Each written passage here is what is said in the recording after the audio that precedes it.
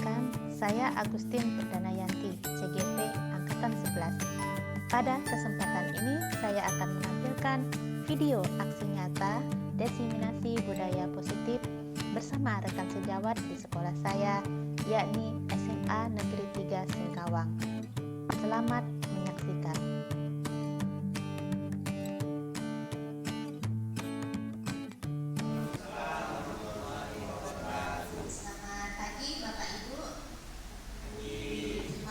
Sudah hadir di diseminasi modul 14 mengenai budaya positif.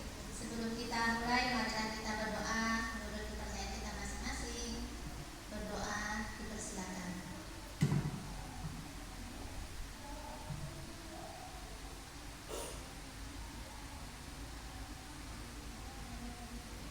Doa selesai. Baik, Bapak Ibu, apa kabar Bapak Ibu?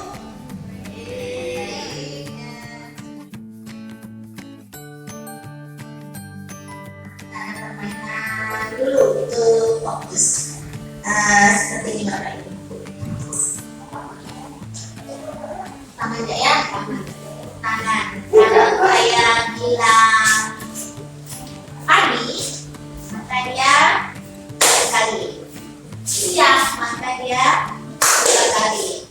Malam, maka dia oke. Kalau pagi sekali, kalau siang sekali, kalau malam siap ya.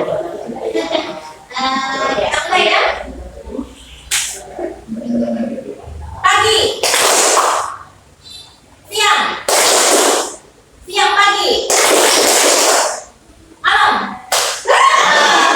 Kita udah lagi. Sampai sesuai dengan instruksi. 1, 2, 3, malam. Oke, pagi, malam.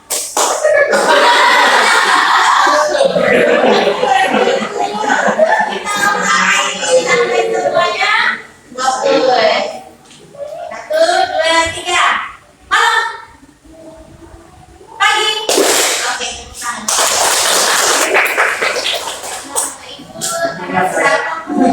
mari kita mulai penyampaian tentang budaya positif. Ketika mendengar kata budaya positif dalam bayangan Bapak Ibu itu seperti apa?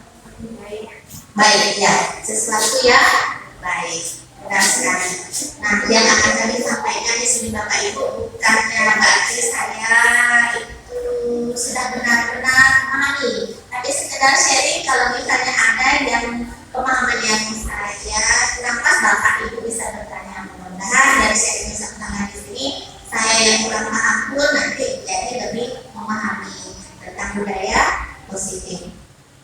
Sekalian saya memotivasi untuk teman-teman ketika dibuka jadikan kata berikutnya, ayo ikut.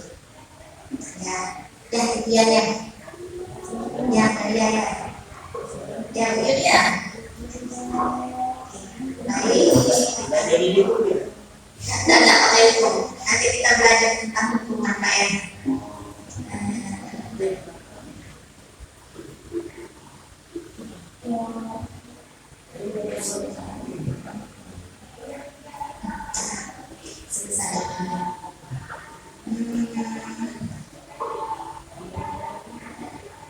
Budaya positif ini berawal dari pendapat Ki-Hajar Dewantara. Jadi jika kemarin kita berkata mengapa pendidikan Indonesia mengambil budaya dari luar, contohnya dari Finlandia. Sebenarnya sah-sah saja kita mengambil budaya dari luar jika budaya itu disesuaikan lagi dengan budaya kita untuk memperkuat budaya kita sendiri, culture kita sendiri.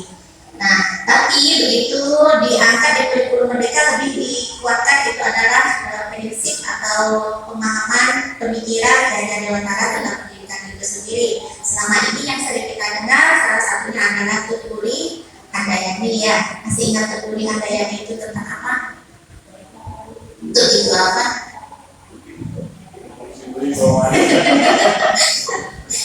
Tutuli itu apa? Letaknya di mana? Di depan, tengah, atau belakang?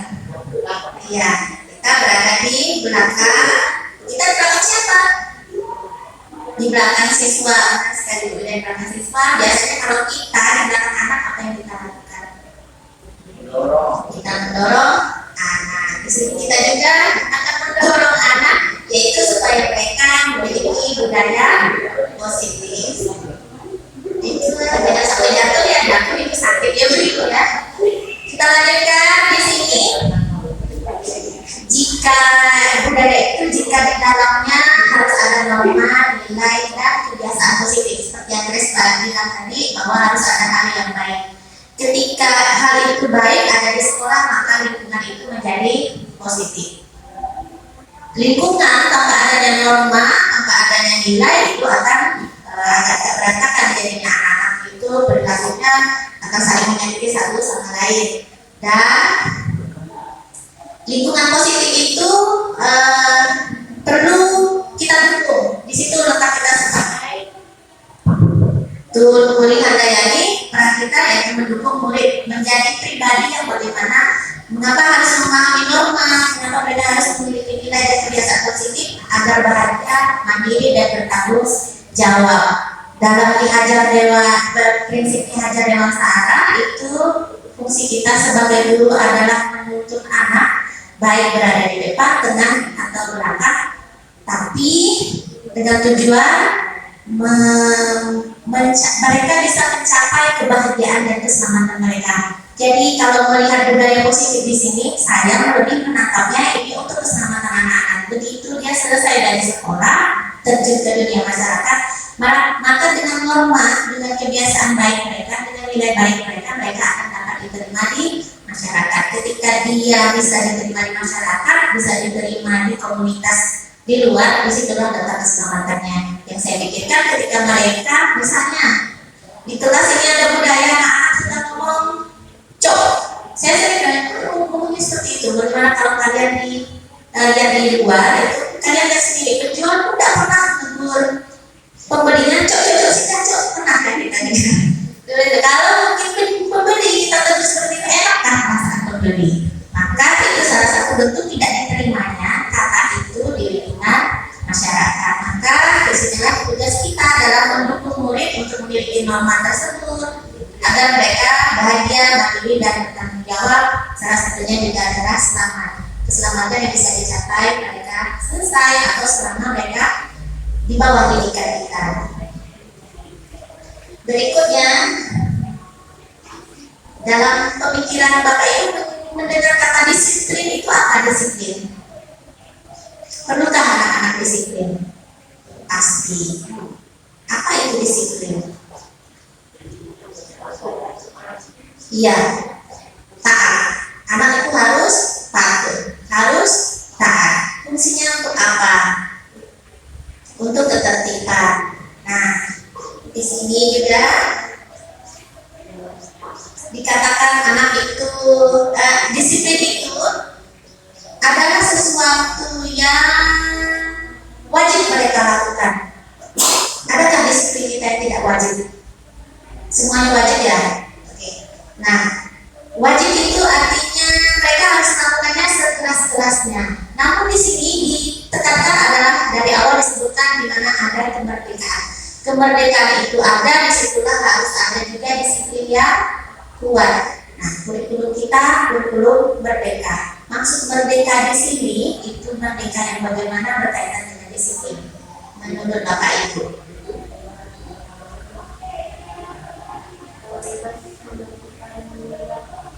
Iya, bebas menentukan minat mereka. Berkaitan dengan disiplin ini nanti, maka kita akan buat disiplin mulai dari yang kecil, mulai dari di pelajaran kita, kemudian untuk wali kelas mulai di kelas kita. Bebas menentukan peraturan mana, kesepakatan apa yang ditetapkan di kelas mereka. Kalau ketertiban di sekolah itu sudah ada wewenang pemangku jabatan yang menyusun tata tertib. Tapi untuk ke pelajaran kita atau di kelas ketika kita sebagai wali kelas, maka disitulah kemerdekaan sudah kita berikan kepada mereka. Oke, kalian mau aturan apa di kelas? Di situ sudah kita beri dari yang di slide awal sudah dikatakan pendudukan dari kita. Ketika mereka membuat kesepakatan ini aturan yang harus diterapkan pada pelajaran saya dan di kelas mereka, maka kita beri dukungan, berikan mereka ruang untuk menyebutkan sendiri, membuat sendiri aturan mereka. Di situ baru dikatakan mereka memiliki kemerdekaan. Yang namanya sudah dari mereka, maka mereka akan memiliki self disiplin. Maksudnya self disiplin itu untuk mewujudkan yang sekeras-kerasnya itu datang dari dirinya sendiri. Jadi kalau kita jadi wali kan sudah disepakati bersama, maka kita bisa mengembalikan hal itu ke mereka.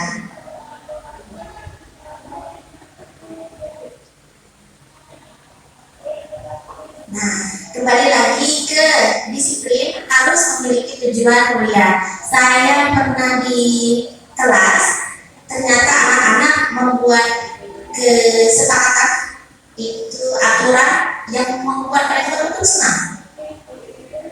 Bu, boleh main HP, boleh pegang HP, itu ya.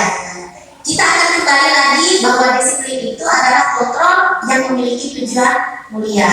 Oke, main HP kalau tidak dikontrol maka akan terus saja mengganggu pelajaran. Maka penggunaan HP tersebut atau peraturan yang mereka buat harus kita arahkan ke nilai-nilai yang berkaitan dengan profil pelajar Pancasila. Silakan main HP tapi bertanggung jawab bahwa HP itu dipakai untuk apa.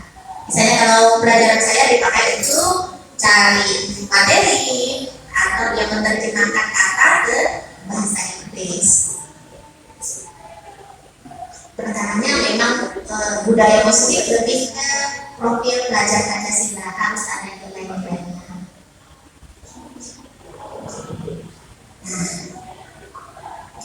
Bapak Ibu di sini kembali lagi ada membahas tentang nilai-nilai kebajikan universal.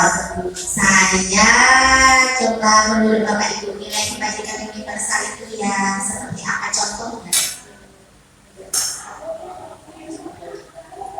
Anak itu harus baik di bagian apa lah El? Contohnya, kalau ketemu orang harus bagaimana ya El? Betul, beliaunya harus sopan. Jadi memiliki kesopanan. Apalagi? Lita apa Bu Lita? Senyum, ya, tadi ya, memiliki keramahan ya. Apa salam ya, berhubungan dengan kesantunan. Berapa banyak anak kita untuk budaya salam saja? Kira-kira berapa persen lah dari anak kita? Salamnya tidak usah sayang tangan lah ya. Salam tegur, menyapa dulu begitu. Nah, seperti itu. Sudah melebihi 50%, tapi belum mendekati, sudah mendekati 90% belum Bapak Ibu? Belum. Nah, kalau ke Pak Hasan misalnya, melihat siswa-siswa yang menegur Pak Hasan sejauh ini ada tidak sampai 90%? 60% berarti betul kata Bimo. Lebih 50%, apalagi dengan kerja ya, betul ya. Sampai di sekolah yang kelas 10.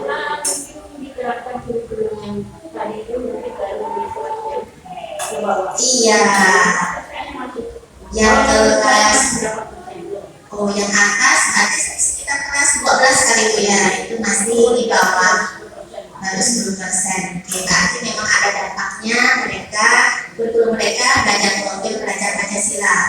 Baik, bagus ini. Berarti berhasil Bapak Ibu menyisipkan profil pelajar Pancasila pada saat pembelajaran.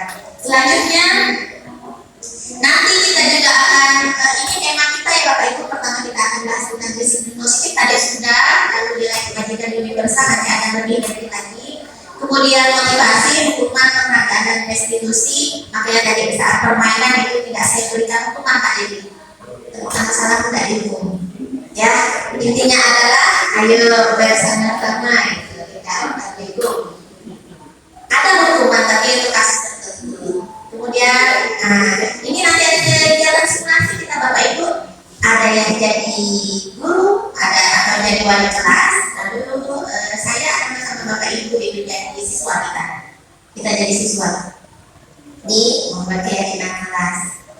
Selanjutnya nanti kita akan mempelajari tentang kebutuhan dasar manusia dan dunia berkualitas. Kebutuhan dasar manusia ini nanti kita akan mempelajari anak ketika dia berbuat salah atau melanggar aturan, kebutuhan dasar mana yang belum terpenuhi. Kemudian restitusi, ada 5 posisi kontrol. Bapak Ibu kan pernah dengarkan kata restitusi? Restitusi itulah keyakinan alas.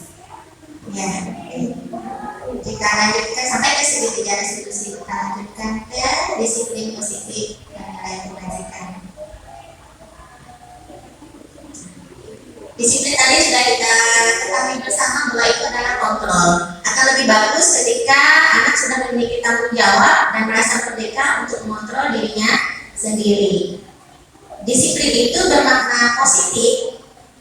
Yang positif tersebut ada 2 macam, yaitu disiplin dalam bentuk konsekuensi dan disiplin dalam bentuk restitusi. Konsekuensi sudah benar-benar mungkin ya. Contohnya seperti apa? Ini loh, benar sanksinya, konsekuensinya ini, tapi ada nanti bedanya antara sanksi dan hukuman. Bukan, sanksi dan konsekuensi. Kemudian restitusi. Nah, restitusi ini nanti Bapak Ibu mungkin apa ya? Sebenarnya sudah ada pengalaman sebelumnya, sudah ada pemahaman sebelumnya kalau menangani anak. Nanti jangan terlalu terkejut dengan konsep restitusi. Nilai kebajikan universal tentu saja yang berhubungan dengan sifat-sifat positif yang ingin dicapai setiap individu. Nah, sebanyak ini nilai. Nah, untuk profil pelajar Pancasila, yang paling pertama ada berhubungan dengan keimanan dan ketakwaan kepada Tuhan Yang Maha Esa, akhlak mulia, dia sebagai makhluk Tuhan dan sebagai manusia bagaimana akhlaknya dengan sesama. Kemudian kebinekaan global, maksudnya tidak hanya berlaku di Indonesia tapi bisa juga kemanapun kebinekaannya itu terus muncul. Kemudian mandiri, kreatif, bernalar kritis dan gotong royong. Di antara 1, 2, 3, 6 ini mana yang paling menonjol di anak kita? Nilai apa yang sudah kuat pada anak kita? Nah, semuanya. Gotong royong ya. Nampak tidak terlalu nampak. Kalau bernalar kritis, Bapak Ibu yang mengajar di kelas? Kelas tertutup. Semua benar. Kadang tergantung kelas. Kadang ada yang kritis dan ada yang kritik. Begitu ya. Lanjut kreatif. Anak kita kreatif. Iya, benar. Tergantung anaknya lagi. Kemudian mandi sendiri katanya ya. Mandiri di sini berarti tadi tidak ketika membuat keputusan tidak selalu tergantung dengan gurunya. Mereka sudah bisa menyampaikan pendapat sendiri. Seperti yang sekarang langsung anak-anak kita memimpin kegiatan 17-an ya. Mandiri kan mereka ya. Kegiatannya pun kreatif saya lihat. Kemudian termasuk kritis juga Bapak Ibu. Contohnya di pelajaran kita berapa persen lah anak-anak yang suka bertanya? Oh baik. Nah itulah anak-anak memiliki beberapa nasib ya. Mau dia paling banyak kritis atau tidak, kita sama saja memperhatikannya itu sama-sama kita betul kita ada. Nah secara lebih personal lagi sebanyak inilah kebajikan yang perlu kita munculkan di anak-anak. Jadi nanti kebajikan ini ketika membuat keyakinan kelas, maka akan kita kaitkan antara kesepakatan atau aturan yang dibuat dengan nilai-nilai kebajikan yang ada di sini. Maka bisa jadi di luar ini karena memang kita meyakini bahwa itu adalah nilai-nilai yang positif.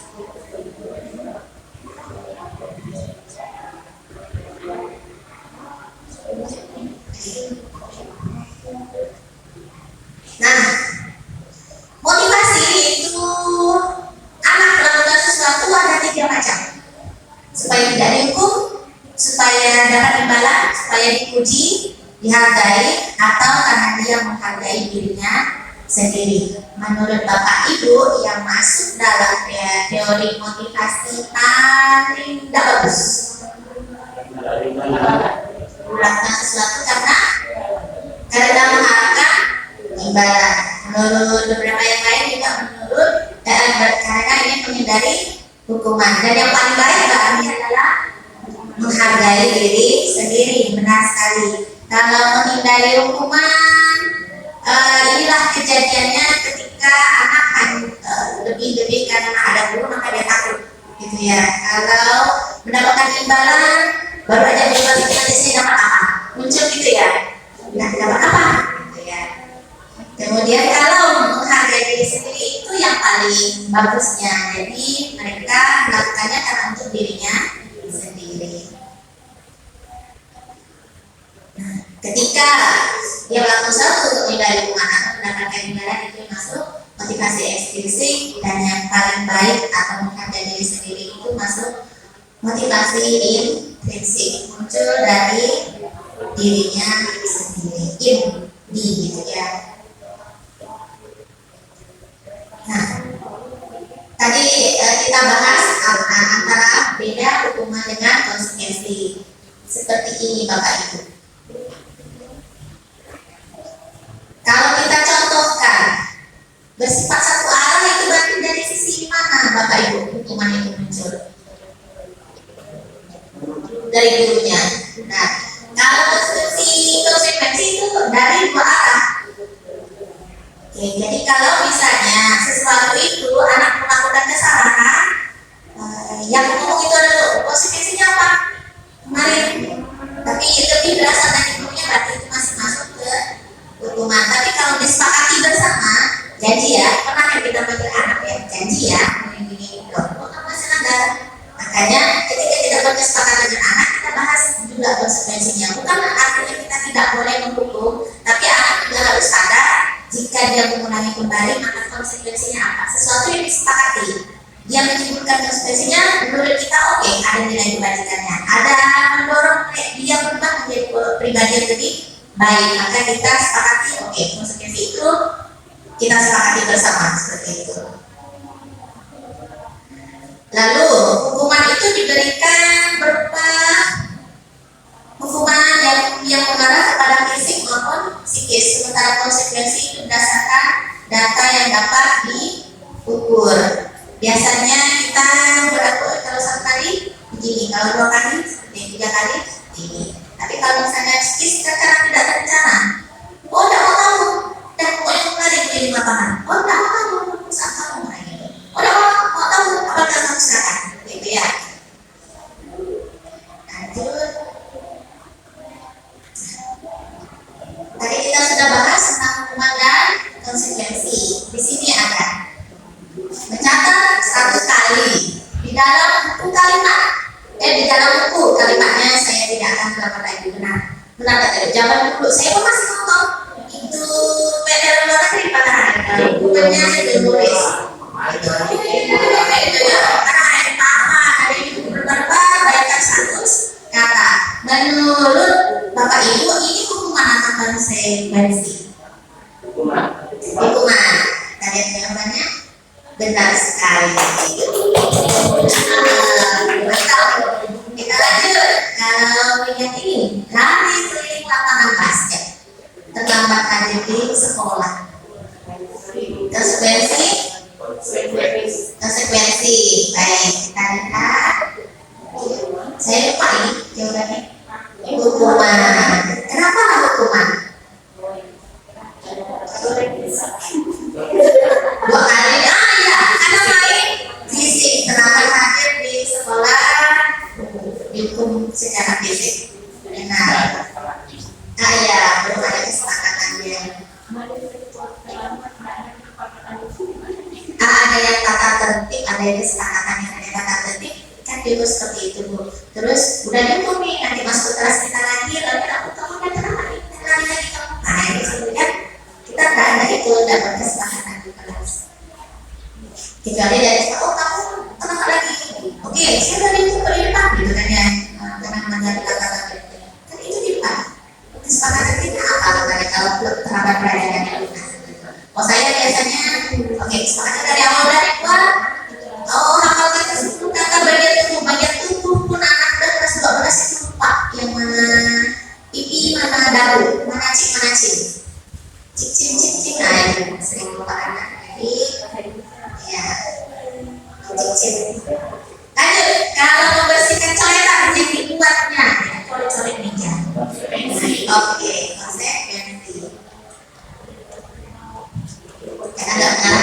ya.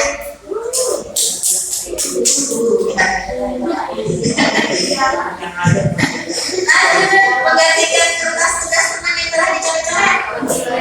Kontribusi, satu semangat. Gantian, ya. Siswa tidak mengenal gurunya. Oh. Ya konsepnya gurunya berarti. Ini kan bisa kita waktu di kelas pas pelajaran ibu ya. Kalau udah ada kesepakatannya, ya. Oh ya, ya.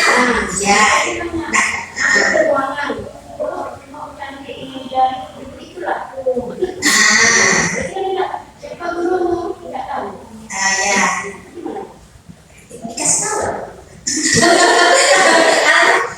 Sampai nah, ingat tidak kalau kamu tidak masuk ke kamu yang berada di ruangan ibu. Ya. Nah, bisa ibu sampaikan nilai-nilainya boleh.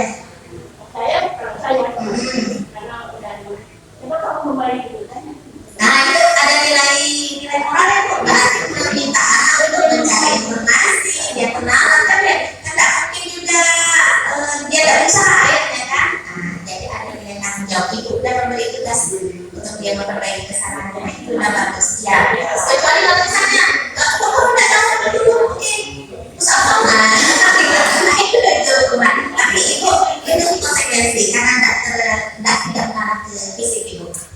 Malah bagus anak jadi dilatih untuk tanggung jawab. Lanjut. Nah, kasusnya murid diminta berkenajan nangis pada hari karena tidak menggunakan sepatu hitam. Nah, jadi ini termasuk budaya fisik kah atau konsekuensi?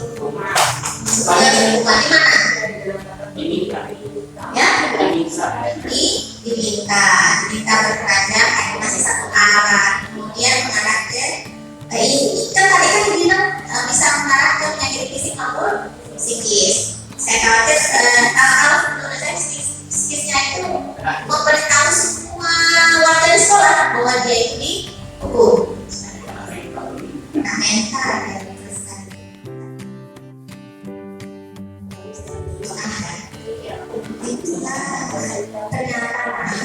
Ternyata membersihkan tumpahan air di meja tulis karena tersenggol pada saat belajar konsekuensi buat bapak ibu sudah paham membedakan ya.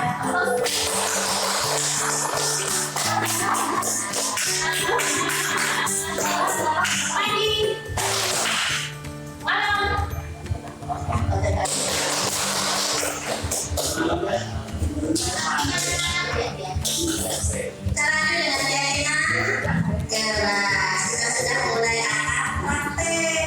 Bapak ibu nanti kelas guru maper sebagai wali kelas itu akan menyusun keyakinan kelas. Lalu keyakinan kelas itu yang ditekankan di situ adalah kesepakatan. Tapi dalam kesepakatan itu nanti banyak ditulis peraturan oleh anak. Tapi maksudnya yang begini ada nilai kebajikan universitasnya atau tidak. Gitu. Kalau kesepakatan kelas itu adalah aturan-aturan yang disepakati, keyakinan kelas dari aturan itu ada nilai kebajikan apa saja yang harus mereka munculkan di kelas mereka itu minimal.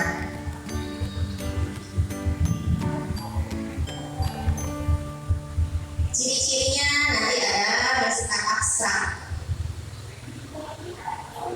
Pernyataannya harus diteruskan dan bentuk positif. Tidak boleh terlalu banyak. Biasanya 10 itu sudah banyak. Kalau kemarin saya pas pelajaran saya hanya buat 3, ada yang 3 yang 4. Keyakinan kelas di sini bapak ibu kesepakatan itu boleh di bawah. Bisa langsung bilang atau tidak ada perubahan positif. Ayo kita buat kesepakatan kelas lagi. Intinya adalah supaya kita sebagai guru nyaman, anak pun nyaman berada di pelajaran kita. Nah ini terakhir meninjau kembali, jadi memang ada refleksi yang berhasil, oh tidak berhasil, ya udah kita bersama-sama lagi buat keyakinan kelasnya. Nah, mari kita jadi murid. Kira-kira Bapak Ibu di antara kita semua yang di sini, kita mau menunjuk siapa jadi Pak gurunya atau Bu gurunya? Oke, baik Pak Dedi atas pilihan kawan-kawan Bapak Ibu sebagai wali kelas. Oke Pak Dedi ya. Silakan Pak Dedi, ini ada kelasnya, ada kertasnya. Selalu lagi papan tulisnya. Jadi bagaimana mulai dari awal? Buat dulu peraturan. Buat dulu 10 peraturan, lanjut nanti ubah menjadi kalimat positif dengan nilai kebalikan.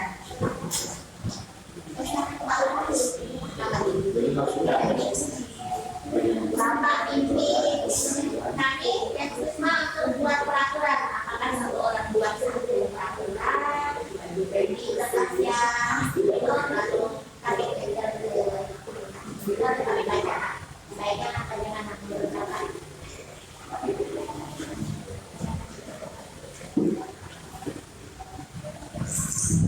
Selamat pagi para siswa. Senang sekali saya berada di kelas ini karena kalian sangat luar biasa. Ya, untuk hari ini kita akan, karena wali kelasnya terpilih baru ya ini ya, baru ganti satu hari ini ya, lumayan. Jadi kita akan membuat sebuah peraturan dulu, membuat peraturan untuk kelas kita. Ya, Hasan sebagai ketua kelas, Hasan ini sebagai ketua kelas, dia harus mampu untuk mengorganisir kelasnya. Itu intinya, itu yang pertama. Kemudian apa kira-kira peraturan untuk kelas ini? Kira-kira yang paling penting apa? Coba ketua kelas ini. Apa kira-kira? Peraturan pertama tidak boleh menghapus selama pembelajaran. Itu peraturan yang paling umum ya. Peraturan yang paling umum. Jadi peraturan pertama yang kita buat adalah tidak boleh bermain HP di waktu pembelajaran. Oke. Kemudian saya akan membagikan kertas. Kalau belum secara keseluruhan yang paling umum, yang paling penting. Karena Hasan itu kelasnya. Jadi Hasan itu dia harus punya power. Oke, ini disobek ya. Silakan diambil kertasnya. Hasan, kamu nggak boleh merapat begitu nanti dapat konsekuensi. Terima kasih. Harusnya pinjam, itu ada katanya. Itu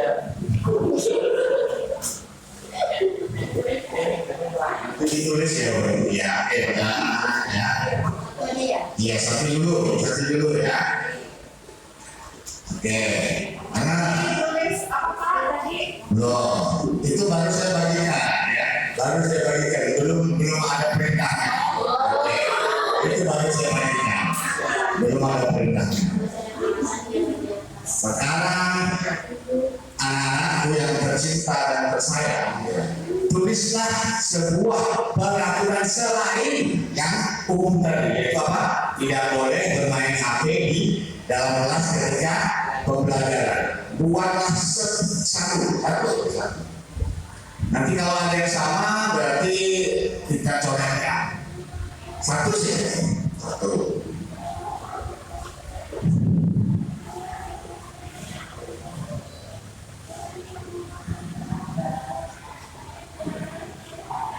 Iya sudah. Oh belum ya. Oke. Sudah ya. Oke. Saya tidak harus menuliskan namanya. Itu bukan.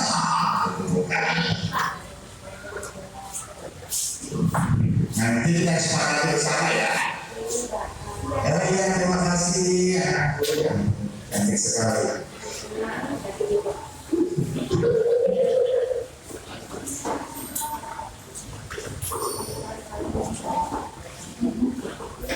Oke, kita bacakan satu-satu. Saya tidak menyebutkan namanya ya. Tidak saya sebutkan namanya.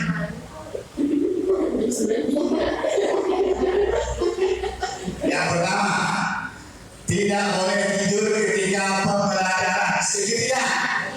Setuju. Tapi saya tidak suka yang kalimat tidak. Kalimat tidak itu adalah kalimat penolakan. Bagaimana cara merubahnya sehingga sama maknanya, tetapi kalimatnya tidak katakan tidak. Jangan sama penolakan dia. Tidak sama penolakan. Berarti saya ini kalimatnya adalah sama, pokoknya tidak begitu. Tapi apa kalimatnya? Wajib memperhatikan dulu kelas. Beda, lain. Beda. Iya. Ya, tidak boleh tidur ketika pembelajaran. Artinya apa? Saya setuju. Fokus ketika belajar. Perhatikan dulu ya. Pada, oke. Boleh ditulis? Ya. Silakan. Silakan.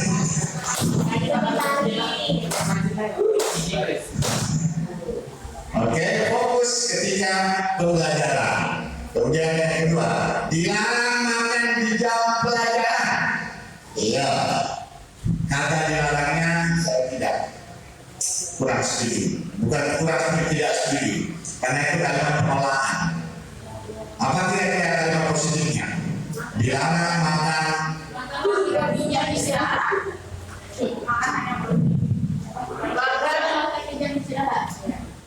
Siswa hanya boleh makan di jam istirahat.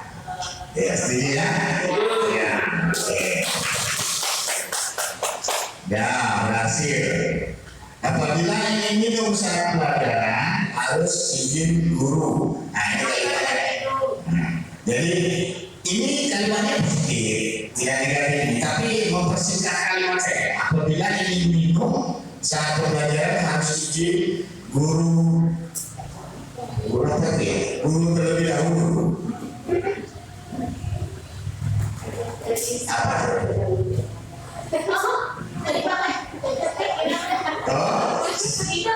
Itu siswa hanya boleh makan Beda. Ya, makanan yang betul. Makanan minum beda ya. Kalau makan akan keras ya, minum harus ya. Apabila ingin minum saat pembelajaran harus izin dulu. Oh, berarti saya setuju juga kalau ini dijadikan satu ya, dijadikan satu. Tapi ini ada kalimat izin dulu. Iya, saya setuju. Siswa hanya boleh minum, mau izin guru ya, itu saja. Nah, sebenarnya ini bisa.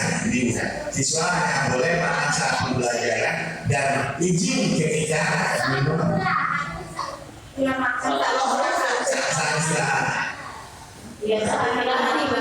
istirahat. Saat istirahat. Oke. Dan minum di kelas saat izin guru ya, ini yang satu ya.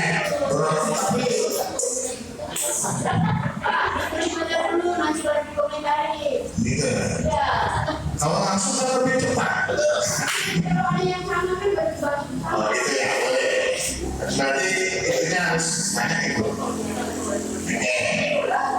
Buku tidak boleh panjang dan berwarna. Ayo.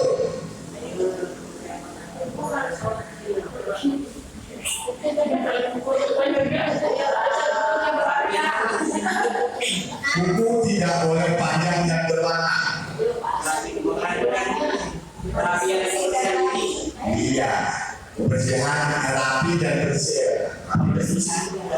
Bukan kebersihan tidak, kebersihan secara umum global. Ini dia lebih ke buku.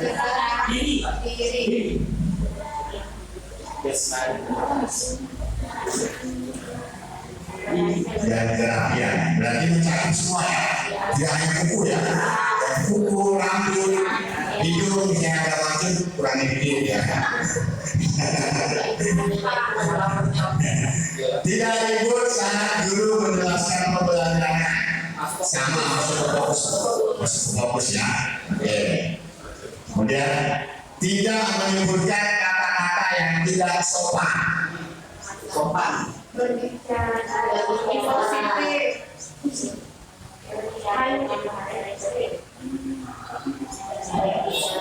berbicara dengan bahasa yang sopan. Ya. Betul. Betul. Wajib menggunakan pakaian sekolah.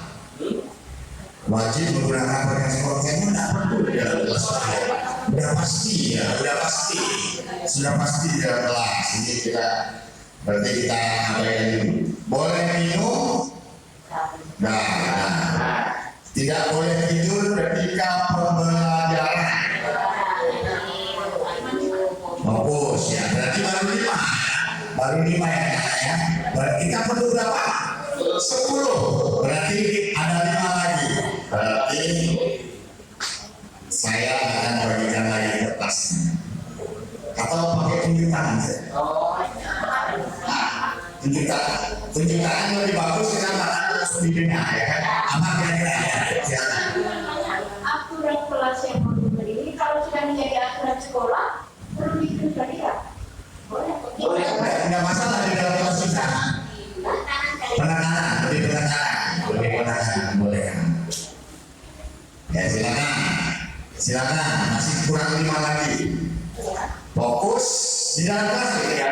Fokus ketika belajar. Siswa hanya boleh makan saat istirahat dan minum ketika izin dari guru. Minum dengan izin guru ya. Oke. Ini gimana? Jadi ini nggak ada ya. Ini minum dengan izin guru ada 3. Kemudian memperhatikan kebersihan dan kenapian diri. Berbicara dengan bahasa yang sopan. Oke, cukup 5. Berarti masih ada. Ya silakan. Grace ya. Hasan ya, silakan. Siswa menghargai seluruh perbedaan yang ada. Siswa menghargai seluruh perbedaan yang ada. Kayaknya terlalu universal. Dan itu kayaknya di sekolah juga sudah ada kira-kira. Menurut saya begitu. Menurut yang lain ya sama nggak menurut pendapat Hasan dengan pendapat saya? Maksud saya Lebih fokus ke kelas. kemudian Pak. Oh, artinya di situ malah ya. Artinya malah ke situ. Jadi harus menghargai perbedaan yang ada. Tidak boleh diganti dengan harus Menghargai semua perbedaan. Ya. Yang membedakan kalau gurunya ganteng jangan dibully ya. Oke. Kemudian yang lain silakan. Ibu. Ibu. Nah, sendiri ya,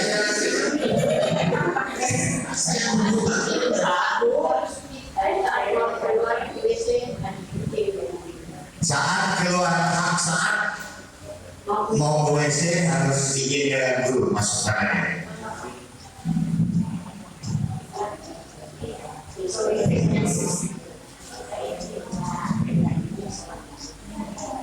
Kayaknya tidak ada WC ini berarti boleh meninggalkan kelas dengan izin guru. Nah, boleh meninggalkan kelas dengan izin guru. Ya kan tidak hanya WC, mungkin kadang-kadang dipanggil betul. Mungkin nggak dipanggil maha kuasa bapaknya. Oke, lanjut. Berarti bertujuh. Ya silakan, media. Siswa berada di kelas sebelum guru berada di dalam kelas.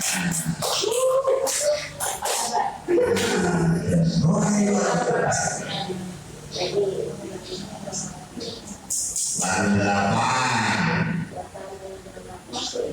Lagi.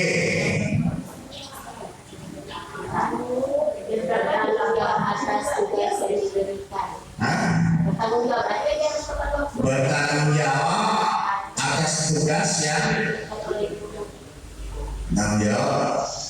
tugas yang diberikan oleh guru. Bagus juga tulisan di titik ini ya. Bagus. Iya, mengistilahkan jelas. Bagus. Ya, oke ya silakan. Jam istirahat tidak boleh di dalam kelas. Jam istirahat.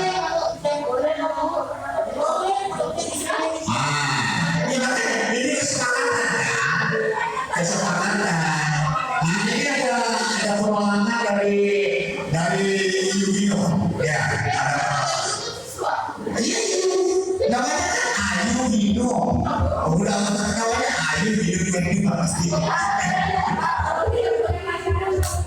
Tidak boleh pacaran. Soalnya banyak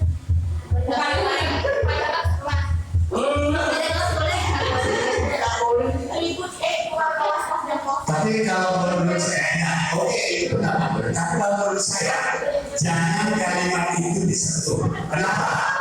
Kalau kalimat itu mereka jadi pacaran.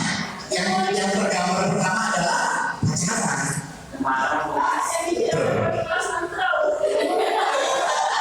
Enggak lah, wali kelasnya bapak.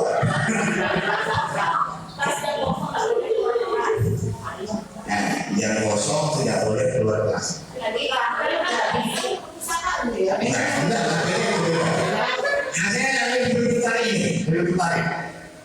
jam kosong tidak boleh keluar kelas kecuali ada izin dari guru piket. apabila tidak ada guru. Nah, apabila tidak ada guru, apabila guru tidak apabila guru tidak hadir,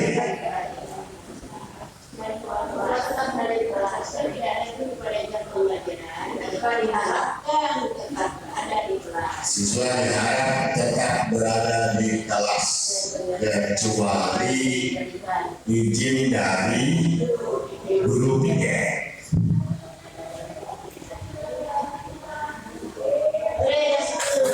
Iya, 10. Pintar-pintar sekali kelasnya ini. Ini kelas 14A ya. Luar biasa. Oke, kita bacakan sama-sama. Oke, silakan ketua kelas yang membacakannya ya. Berdiri ketua. Peraturan kelas yang sudah kita sepakati bersama untuk kelas 14A. Yang pertama, fokus ketika pembelajaran. Yang kedua, siswa hanya boleh makan saat istirahat dan minum dengan izin dari guru saat di kelas. Yang ketiga, minum dengan izin guru. Yang keempat, memperhatikan kebersihan dan kerapian diri. Yang kelima, berbicara dengan bahasa yang sopan. Yang keenam, menghargai semua perbedaan. Yang ketujuh, saat akan ke WC minta izin guru, boleh meninggalkan kelas. Yang kedelapan, siswa berada di kelas sebelum guru masuk ke kelas. Yang kesembilan, bertanggung jawab atas tugas yang diberikan oleh guru. Yang ke-10, apabila tidak ada guru di kelas, siswa diharap tetap berada di kelas kecuali izin dengan guru PJ. Terima kasih. Bu, yang nomor 2 dan 3. Iya. Ada yang maju kita perbaiki bersama ya. Kita perbaiki bersama. Nomor 2, siswa hanya boleh makan di saat istirahat dan cukup. Kemudian minum dengan izin guru ketika di kelas ya. Oke. Memperhatikan berbicara dengan bahasa yang sopan, menghargai semua perbedaan. Saat ini masih lagi juga. Saat akan ke WC minta izin guru, boleh meninggalkan kelas. Artinya boleh meninggalkan kelas ketika boleh setelah minta izin guru, siswa boleh meninggalkan kelas untuk pipis. Jika ada keperluan ya. Oke.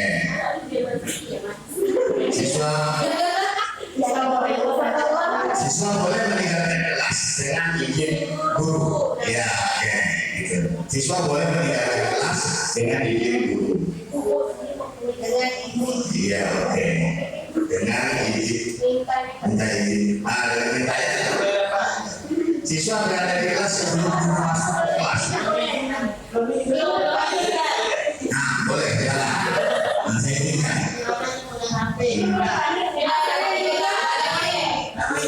Kemudian bertanggung jawab atas tugas yang diberikan oleh guru.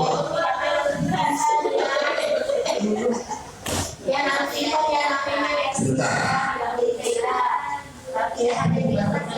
Apabila guru tidak hadir di kelas, siswa diharap tetap berada di kelas kecuali izin dengan guru piket.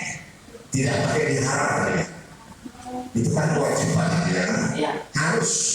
Apabila guru tidak di kelas, siswa harus tetap berada di kelas atau wajib berada di kelas. Oke, peraturan utama tolong ditulis ya, yang ditulis. Peraturan utama adalah tidak boleh bermain HP di saat pembelajaran. Nah, itu peraturan.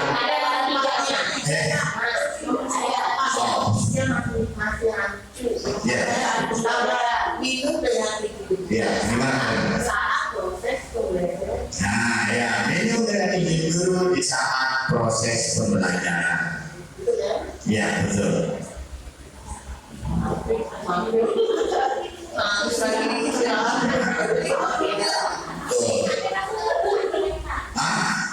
Main HP masuk ke nomor 1, berarti di sini ada yang dinaikkan 10 saja, perlu 10 saja kan? Dan 10. Ya, maka kalau main HP masuk berarti 11. Ini loh, ini kita gabungkan itu gimana? Ya, siswa hanya boleh makan di saat istirahat dan minum dengan izin guru ketika berada di dalam kelas. Ya. Begitu ya, kita perbaiki bersama ya. Oke, terima kasih anak-anakku. Mungkin itu saja untuk hari ini. Ya, udah. Karena hari ini Bapak ada mengajar lagi di Universitas Negeri Jakarta. Assalamualaikum warahmatullahi wabarakatuh.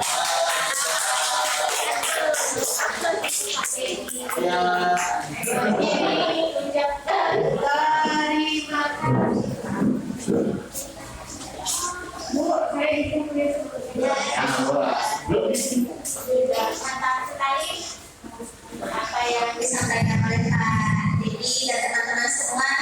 Kira-kira seperti ini loh Bapak Ibu, ketika kita mengajak anak-anak untuk keluar kesepakatan kelas. Nah, kita lanjutkan dengan keyakinan kelas. Keyakinan kelas itu mengarah ke nilai kebajikannya. Misalnya kalau mereka fokus ketika pembelajaran, itu nilai kebajikan apa yang muncul di diri mereka. Ketika anak main HP, tidak ganggu kawan, ya fokus ya belajar. Kira-kira nilai kebajikan apa itu yang harus nampak dari anak? Disiplin. Selain disiplin ada kedisiplinan latihan. Tanggung jawab mereka nggak terlalu sebenarnya. Piagamnya,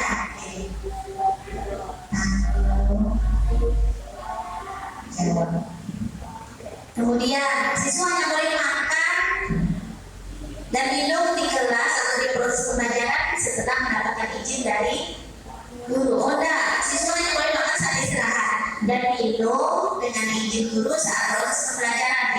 Itu nilai kebajikannya apa? Masih benar, disiplin dengan tanggung jawab.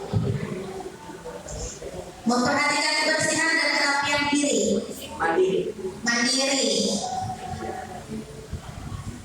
Berkaitan dengan disiplin. Iya, saya lupa apa istilahnya itu. Berhubungan dengan kesehatan, kebersihan ya. Nah, selanjutnya berbicara dengan bahasa yang sopan, etika. Ada lagi? Salah, sama tolong.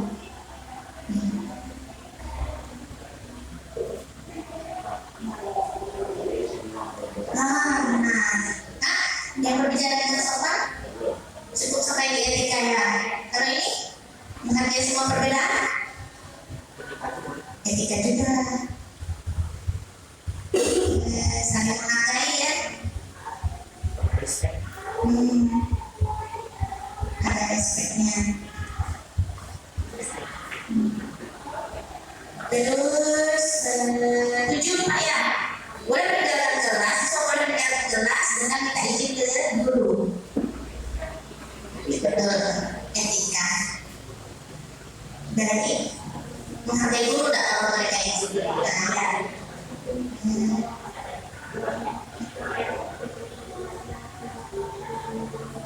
Kita lanjut dengan siswa berada di kelas sebelum masuk ke kelas. Disiplin dan tanggung jawab.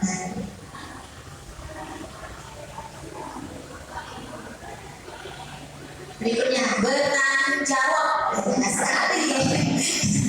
Bertanggung jawab. Apabila guru tidak hadir di kelas, siswa wajib tetap berada di kelas. Disiplin.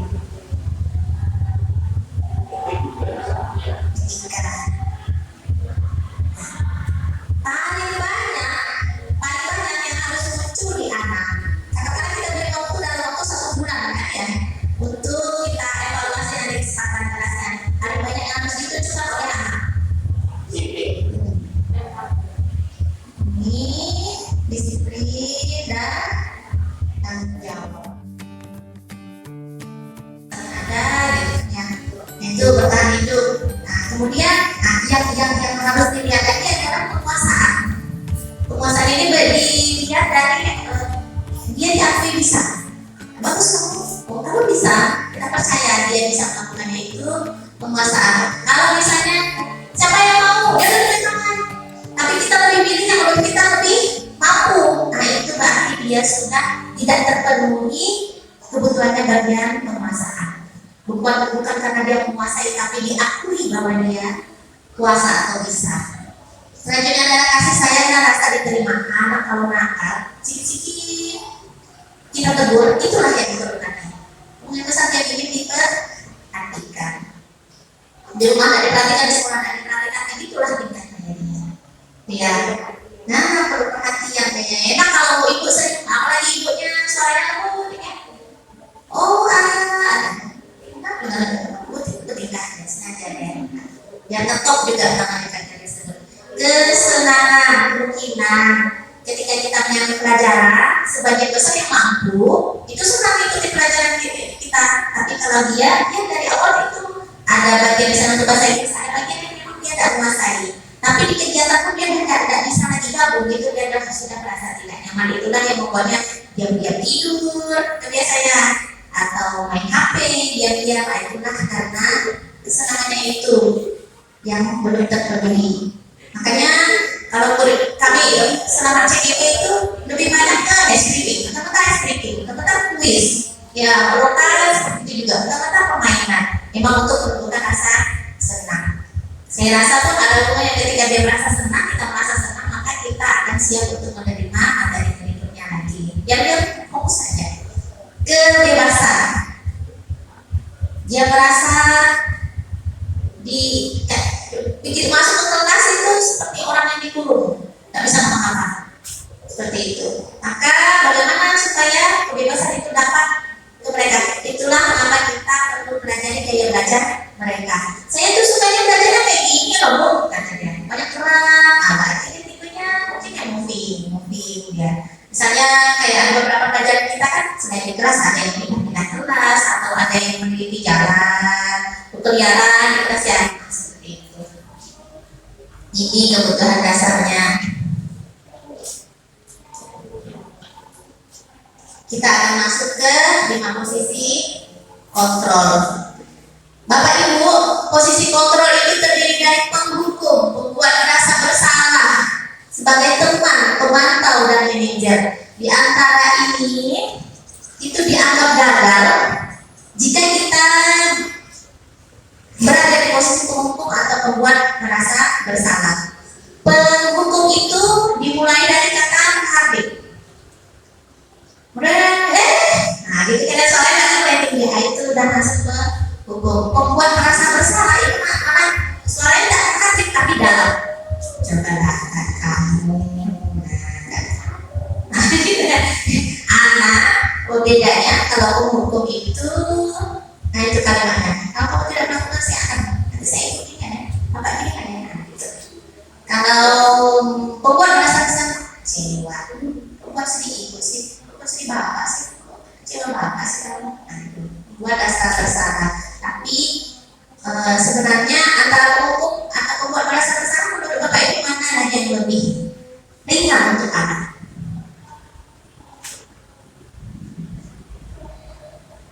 Sama aja. Sama-sama berat. Antara Karena dua aspek yang berbeda sebetulnya, satu fisik, satu semua satunya basic satu skill. Mana yang paling berat ke anak dampaknya? Bapak juga fisik. Yang biasanya psikis. Ya, benar. Nanti kita lihat. Saya setuju. Kemudian identitas sukses, perilaku kontrol positif.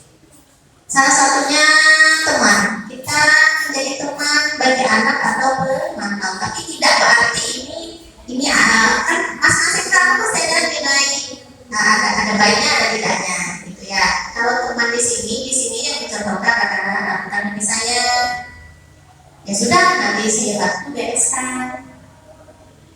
Tidak mesti seperti ini, tapi Bapak Ibu, posisi teman di sini adalah membuat anak nyaman ketika dia buat salah. Kenapa kamu salah gitu? Dia enak menyampaikan alasan ini. Kayak orang curhat, kita ini ada berkesalahan ya, dia menyampaikan semuanya. Ketika dia enak menyampaikan latar belakang dia berkesalahan itu, maka kita akan mengirimnya membuat kesepakatan atau keyakinan bersama. Jadi nanti solusinya bagaimana supaya kamu jadi pribadi yang lebih baik. Tapi kalau misalnya suaranya anak-anak tetap mulai takut mau menyampaikan alasannya ke kita. Kemudian pemantau ini berarti kita sudah tahu persis aturannya, kita sudah tahu persis kesepakatannya. Jadi kita mengingatkan, kan kemarin kesepakatan ini, kamu terlalu lagi kesepakatan ini, kamu menambah lagi kesepakatan ini, kan sudah sepakati bersamanya, tidak. Kita lebih membahas tentang hukuman yang sudah ada atau konsekuensi yang sudah disepakati bersama. Nah, motivasi intrinsik yaitu ketika kita sebagai manajer. Jadi peran kita di situ sudah mendorong anak. Tujuan kita pemulihan daya, mendorong anak untuk punya rasa memperbaiki kesalahannya sendiri. Benar, Bu. Oh, kamu buat salah nih.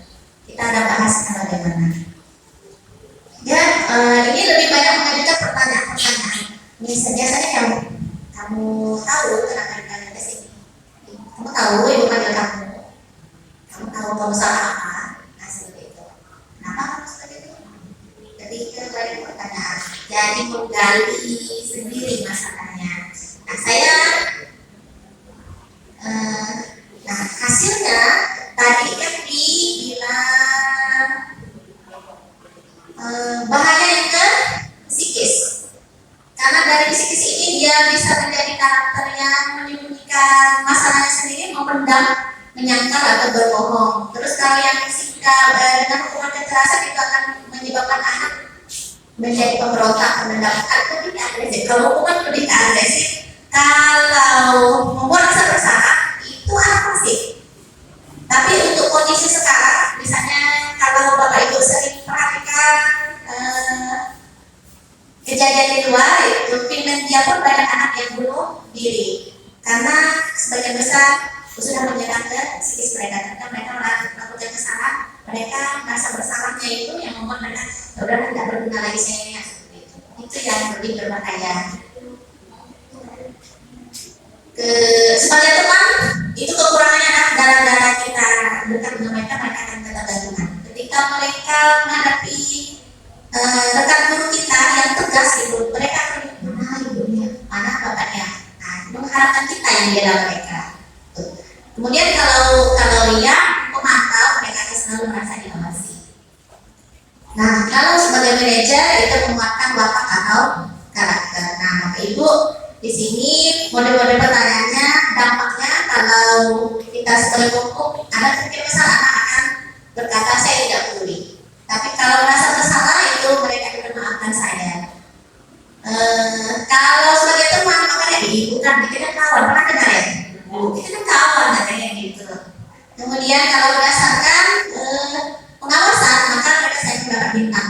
Itu seperti bagus sekali Pak, dapat bintang. Pak, saya atau saya buat salah Pak, 4 tanggal merah saya kurang apa itu. Dia lalu mengajak bego untuk imbalan yang mereka lakukan. Sementara kalau manajer itu sama-sama diajak untuk cari solusi memperbaiki diri. Jadi kamu bagaimana menurut kamu? Bukan berarti kita serahkan begitu saja, tapi kita tetap menuntut mereka. Ini kok tidak dapat nilai kebaikannya. tolong diperbaiki. Tapi tidak dari 100% dari kita hanya membimbing saja. Ini nampaknya, ini yang betul kata Pak Tim ya, dikhawatirkan adalah merasa gagal. Bahaya kalau sudah merasa gagal itu untuk membuat rasa bersalah. Oke, ini segitiga restitusi. Nah, jadi Bapak Ibu, yang disarankan ketika menjadi manajer adalah panggilannya, apa salah? Ayat sini. Kita stabilkan identitas tadi, stabilkan emosinya. Kamu gak salah. Itu kamu harus ya, setiap orang itu kan pasti pernah punya kesalahan, pasti pernah buat salah. Kamu melakukannya, atau kita bilang saya tidak mencari siapa yang salah, siapa yang benar. Saya panggil kamu, ayo kita cari solusinya. Di situ ya, itu yang diawali untuk kita sebagai manajer. Berikutnya adalah validasi tindakan yang salah. Karena Bapak dan Ibu tidak cari ini siapa yang salah. Tapi betul kan, mereka mengejar pagar ya. Betul ya, kamu merokok di WC. Itu kita validasi. Kenapa? Kamu melakukan itu? Itu pun merokok kan ya. Nanti beda penanganannya sekarang itu tanya. Mengapa kamu tidak istirahat ketika yang lain menjaga kesehatannya itu ya, makan sarapan yang sehat, minum yang sehat, kamu kok merokok? Alasannya apa? Dan itu kalau kita teliti itu maka kita bisa cerita sampai dalam alasannya. Kemudian kita udah dapat alasannya. Itu untuk tahu orang ini kebutuhan dasarnya apa yang hilang. Apakah kebutuhan dasar dari kita atau dari rumah? Atau sama dari kita dan rumah kebutuhan dasarnya tidak terpenuhi. Lalu kita menanyakan keyakinan. Jadi sekarang menurut kamu sebaiknya apa solusinya? Nilai kebajikannya apa? Kemarin ada dari nanti jam istirahat saya buktikan saya sudah baca tagar. Nanti saya sholat tiap subuh. Obat dulu. Nanti itu solusi dari kamu. Terus belum tahu dari mana kalau sholat. Gitu. Oh iya kan. Nanti ada kawan saya yang menyampaikan atau saya nanti duduk dekat dulu. Kalau Bapak Ibu lihat mungkin ada anak saya itu sudah sholat jemaah dekat dulu. Adakah dekat Pak Dede biasanya? Ya, kamu kan guru-guru yang sholat. Terus yang harus nanya guru yang mana? Oh iya, terus ada kawan yang beda. Dan dari situ kan berarti dia merasakan sendiri solusi yang dia buat sendiri. Nah, jadi saya pun sudah oke, kamu sudah buat solusi sendiri dan kamu sudah menunjukkan oke, kamu bisa berubah ya, gitu kan ya. Sekarang kita lihat kesepakatan dengan anak. Oke, silakan Mbak. Apakah cukup hanya sekali, 2 kali, takutnya tambahan lagi? Oke, maka kita akan lihat sementara saya berlaku dalam jangka pendek. Kita lihat perubahannya dalam seminggu sampai benar-benar kita tidak pernah dengar lagi bahwa kamu manjat seperti itu. Nah, ketika kamu sudah kan kita tanya nih, apa rasanya? Kamu seperti orang yang bagaimana sekarang? Saya jadi tahu kan guru-guru yang kumpul di musola, sholat-sholat ya. Jadi lebih baik atau enggak?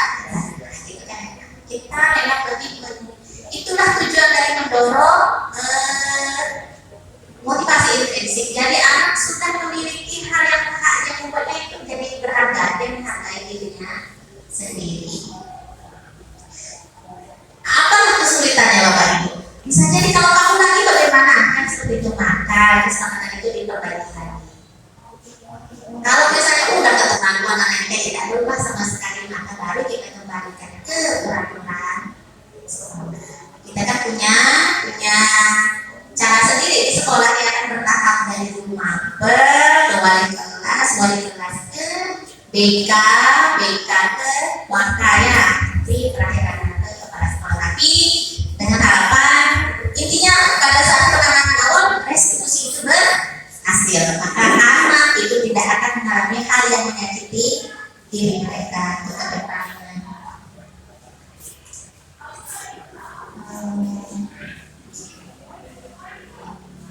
Bahwa setiap perbuatan yang membahagiakan sesama adalah suatu sikap yang mulia.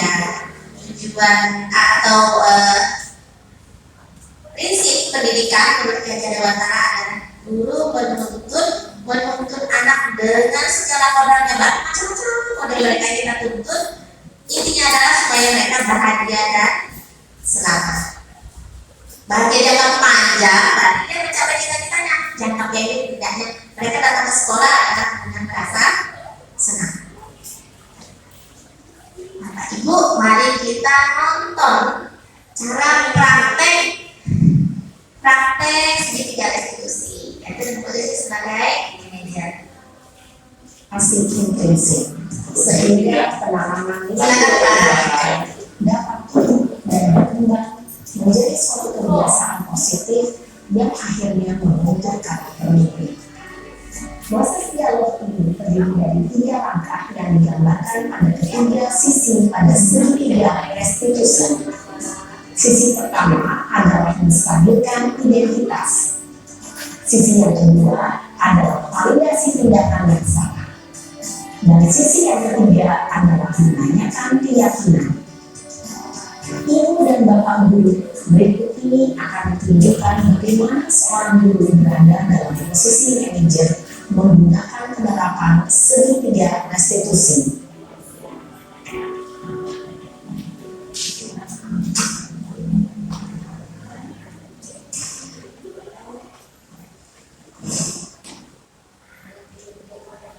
Siang saya. Siang Pak. Sudah lama nggak ketemu saya? Kenapa hari ini ada di sini? Kesel Pak, kesel banget. Masa aku dikatain pembina Pak? Ya aku marah Pak. Aku dari katain Eka di depan kelas. Kesel banget. Oh begitu. Ya pasti kamu marah dan kesal. Bapak juga akan marah apabila ada yang menuduh Bapak seperti itu. Kemudian pada saat itu kamu mau melakukan apa? Ya saya langsung ngatain Eka lah Pak. Kesel banget. Saya bentak-bentak dia di depan teman-teman lain. Oh begitu. Pasti kamu melakukan seperti itu karena suatu alasan tertentu kan? Iya lah, masa saya diam saja Pak. Ya saya bela diri lah. Masa saya dituduh tukang fitnah? Ya wajar lah.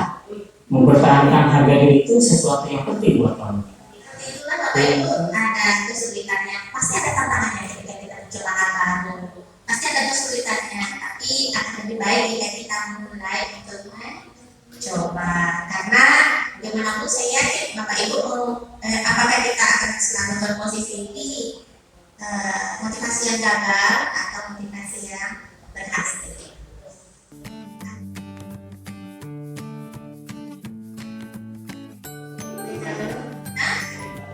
Garis besarnya adalah kata tertib itu harus ditegakkan. Hanya ketika satu guru saja yang menegakkan, anak menilai guru itu jahat. Sementara guru lain tidak selalu mengingatkan anak. Jadi istilahnya Bu Sri Wahyuni ini di sisi pemantau. Sementara guru lain mungkin Bu ya kontrol gurunya yang bukan di posisi pemantau.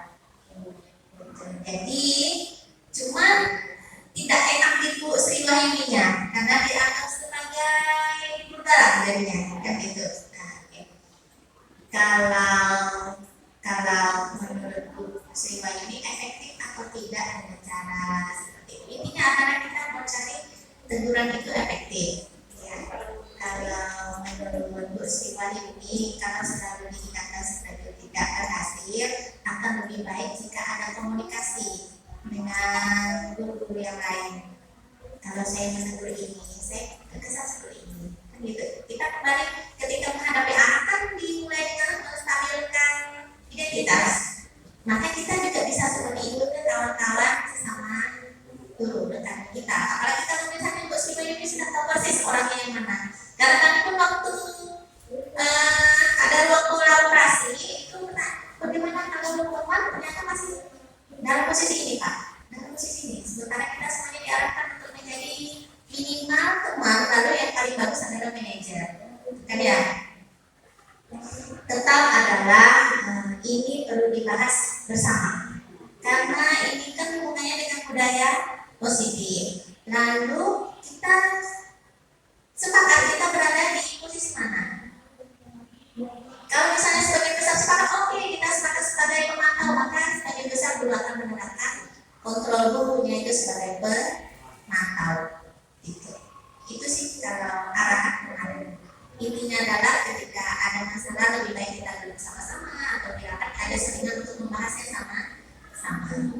Jadi ada kesepakatan. Pemantau itu mengingatkan udah sudah paham aturan ya.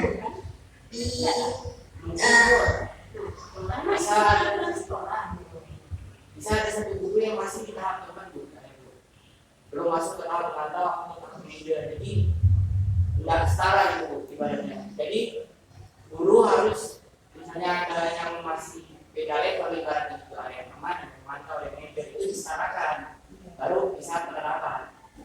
Ya, karena ini kan kita udah selesai ke sini. Ya. Ada pemantau itu tanya itu di mana?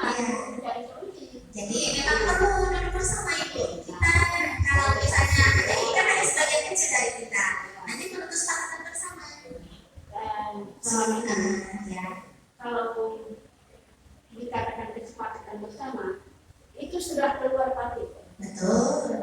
Tapi fakta Ya. tidak semua melaksanakan. Kan Itu yang menjadi kendala. itu adalah tata tertib, tapi kontrol dulunya kita harus sepakat Ibu. Kita mengingatkan taktiknya itu kita di posisi kontrol yang bagaimana? Ketemu langsung hukum atau ketemu langsung diceramahi atau kita tegur dia dengan udah baca aturan kan? Nah itu kan memantau. Atau jangan lagi itu, udah enak itu jadi kamu lihat kan gitu buat dia. Berarti kalau sudah ada patit, Iya, ya pihak sekolah iya, membeberkan apa pertemuan kita nih. Ya. iya. Ya, jadi memang harus didapat karena gitu selama ini kan kita dapat ada 5 posisi kontrol dulu. Dulu itu ada sebagai ini, Pak Ibu kita udah belajar sama-sama. Lalu ada sosialisasi. Nah, kalau media kita tahu kan ada aturan. Jadi iya betul ya. Makanya ketika aturan ada disepakati supaya tidak hanya jelek di beberapa guru lalu bagus di beberapa guru, sepakatnya kita ketika posisi kontrol dulu kita akan berperan sebagai yang mana. Karena intinya kan memang harus menegakkan aturan supaya budaya positif pun tercipta kan itu ya. Jadi sebagai ya kalau bisa nanti siapapun nanti memimpin Ya. misalkan program sudah ada dari itu. Ayo Iya. kita sepakati. Iya. Bagaimana Benar sekali. Betul. Jadi kalau begini kan Iya, kalau kita peraturan. iya betul itu. Sama ini kita tahu peraturan sosialisasi kayak gitu. Cuma bagaimana cara kita mengontrol kan kita perlu bahas. Ya, terus kan ada ini tujuannya. Tapi menurut kawan-kawan ya sekalian misalnya kita nanti ada rapat yang besar di rapat yang kecil ini boleh kita ikut menurut Bapak Ibu mana yang lebih cenderung atau lebih efektif ke anak-anak. Apakah kan yang motivasi paling rendah yang paling gagal itu kan yang hukuman dengan pemberantasan bersama. Kita tinggalkan sekarang yang teman pemantau dengan manajer. Tapi itu untuk hukuman yang tidak fatal Bapak Ibu. Tapi kalau udah menyangkut ke kriminal atau udah sampai kemarin udah ada bahas udah sampai misalnya pacaran sampai pergaulan bebas nah itu kan udah sudah kesalahan besar. Iya. Contoh adalah misalnya kuku. Itu pakai gelang kan. Wali kelas ada pembinaan. Iya. Iya. Tapi kalau wali kelas tidak memantau kuku, Iya. misalnya Betul. guru lain masuk itu nanti ya. Iya. Kan begitu. Nah, itulah yang bagaimana Benar. Dan kira-kira dari 3 itu kira-kira yang mana lah lebih efektif untuk kan kita yang mengenal sendiri karakter anak kita. Teman, pemantau dengan manajer. Oh boleh, boleh. Ya, kontrol dulu ya. Ini.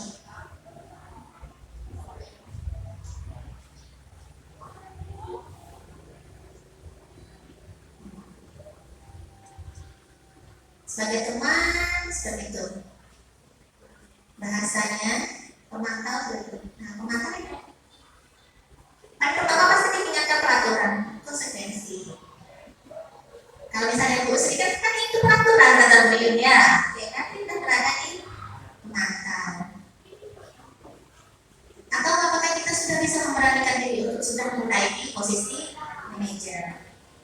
Karena tujuannya itu kan untuk memunculkan motivasi prinsip itu, Bapak Ibu. Kalau misalnya teman atau pemantau, dia masih tergantung oh ibu ini dari yang saya kawan, karena ibu ini dia kawan, karena ibu ini dia pemantau. Itu masih faktor dari luar.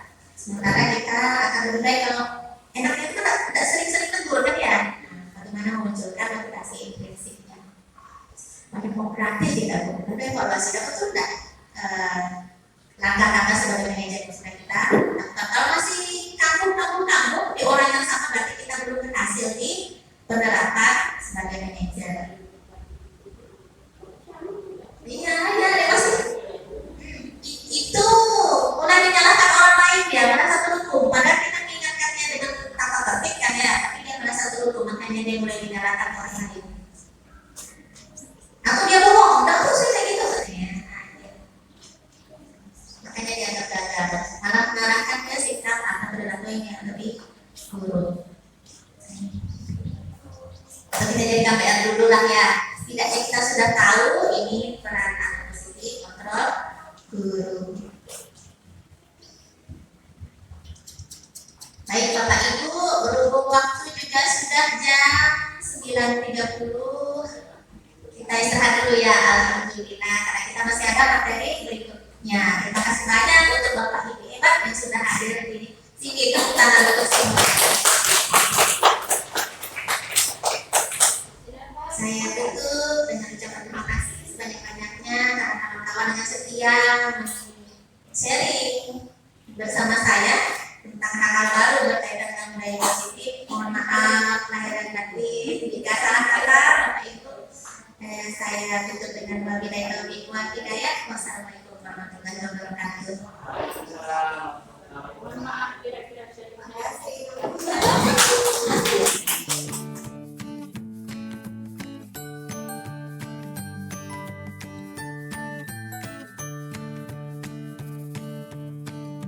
Danu, Pagi, Mem. Assalamualaikum nak. Waalaikumsalam. Tahu mengapa Mem panggil Danu ke sini? Kamu Kenapa? karena melanggar peraturan sekolah. Oke. Setiap manusia kan pernah berbuat salah dan ya. Namun apa yang Danu lakukan, Danu pun tahu kalau itu salah. Mengapa salah? Dengan Apa? Melanggar perjanjian atau melanggar peraturan sekolah? melanggar peraturan sekolah. Baik. Apa yang menyebabkan Danu melompat pagar? Karena jajanan dia lebih murah daripada sekolah. Tapi bagaimanapun ternyata melanggar. Peraturan. Nah sekarang Danu, apakah solusinya? Kan sudah melanggar peraturan dan yang sudah disampaikan ke Danu bahwa itu salah. Keyakinan kelas yang mana yang dilanggar jadinya? Dengan melanggar tata tertib sekolah. Baik. Solusinya, apakah Danu mau buat solusi sendiri, menawarkan buat solusi sendiri, atau solusinya dari Mem? Membuat solusi sendiri. Baik. Kira-kira apalah solusi dari Danu? Solusi dari saya dengan tidak memanggil pagar saat jam istirahat, Mem. Itu menunjukkan sikap apa? Sikap disiplin Bagus sekali. Ada lagi? dengan melaksanakan sholat subuh. Oh, luar Di biasa. musola. Bagus sekali. Itu untuk menunjukkan sikap apa? Sikap ketakwaan. Mem tunggu perubahan positif dari sikap Danu. Sekarang Danu bisa kembali ke kelas sambil memantau seberapa jauh Danu mewujudkan solusi dari Danu ya. Mem harap ada perbaikan diri yang lebih positif dari Danu. Terima kasih banyak Danu sudah hadir ke sini. Kita diskusi, kita sharing untuk cari solusi dari kesalahan Danu. Danu bisa kembali ke kelas ya nak ya. Assalamualaikum, Mem. Waalaikumsalam warahmatullahi wabarakatuh.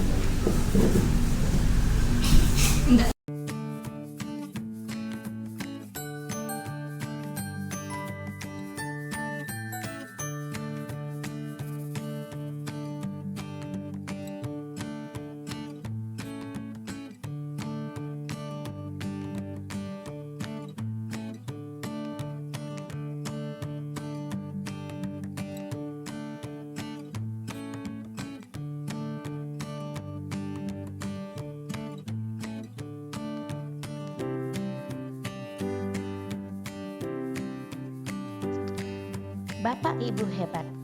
Terima kasih telah menyaksikan karya saya. Semoga bermanfaat. Salam bahagia.